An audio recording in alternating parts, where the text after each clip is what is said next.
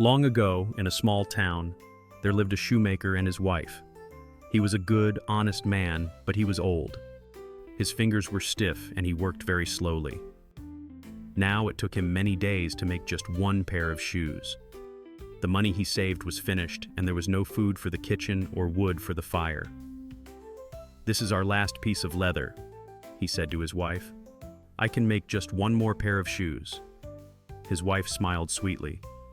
"You will make a beautiful pair of shoes and we will sell them, I am sure." The shoemaker cut the leather into small shapes. He placed them on his bench. "I shall rise early tomorrow and finish the shoes. I pray that we can sell them." The shoemaker woke early. His wife was sleeping. He pulled on his worn, old clothes and went to start work. He walked towards his bench. He could not believe what he saw. The leather pieces had gone. In their place was a stylish pair of shoes. The stitching was perfect and the leather shone brightly. He called his wife and asked her if she was playing a trick on him. His wife's mouth fell open and she stared at the shoes. "I cannot stitch like this. It must be magic, my darling. I am going to put these shoes in our shop window." That morning, a gentleman came into the shop and asked to try the shoes. He liked them so much that he gave the shoemaker double the price. He begged the shoemaker to make a second pair for his friend. The shoemaker walked to town to buy leather to make 2 new pairs.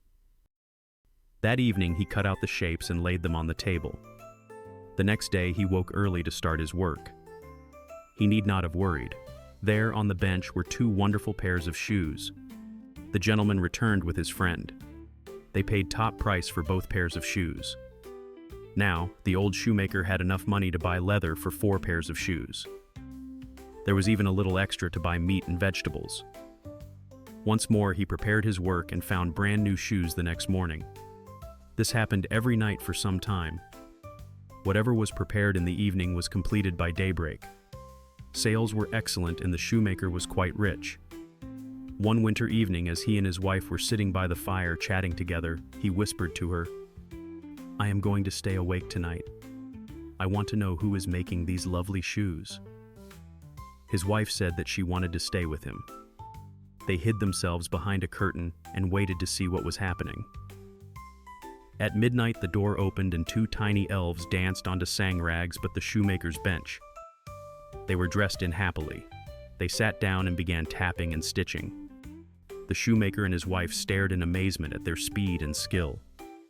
Long before daybreak, 12 pairs of shoes were lined up on the table. The elves shook hands and then hurried away like little mice. "How can we ever thank our 2 angels?" cried the shoemaker, wiping a tear from his eye. "They have brought us great happiness." "Did you see their poor clothes?" asked his wife. "They have nothing to keep out the cold. I shall make each of them a suit of clothes, and you shall make them strong shoes." The shoemaker agreed that this was a great idea, and he began to cut a piece of black leather for the tiny shoes.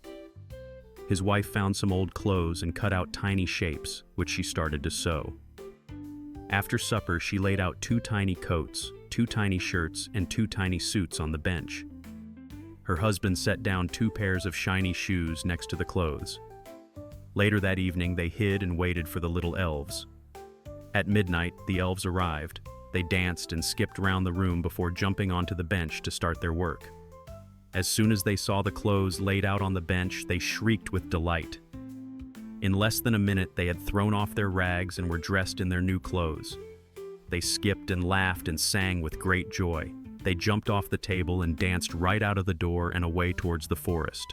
The elves never came back. Their work was finished. The shoemaker continued to cut and stitch and make beautiful shoes. They were popular and there were plenty of buyers, so they were never poor again.